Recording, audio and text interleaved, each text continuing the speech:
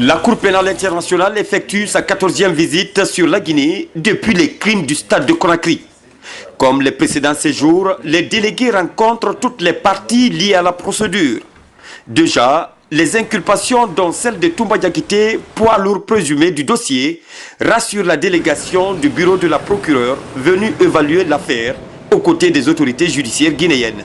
À ce stade-là, le dossier est entre les mains des magistrats guinéens. Donc c'est une procédure nationale qui est en train d'être menée. Nous, on est venus pour discuter avec les autorités guinéennes, les autorités politiques, notamment le juge chargé de l'instruction. Donc ce qu'on fait, c'est accompagner les autorités guinéennes à mener une enquête judiciaire qui est entièrement nationale. Le dossier du 28 septembre est toujours en phase d'instruction. Côté guinéen, le ministre rassure de la fin de cette étape et promet le jugement de l'affaire par la justice guinéenne.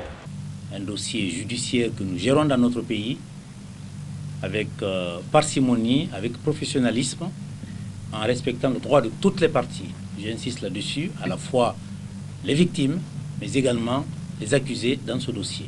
Au cours de cette visite, j'ai expliqué aux délégués de la CPI, aux deux experts, où on en était au niveau de la procédure. J'ai expliqué que l'instruction continuait et qu'on s'achemine vers la clôture de cette instruction. Après la clôture de l'instruction, nous allons entamer la préparation du procès.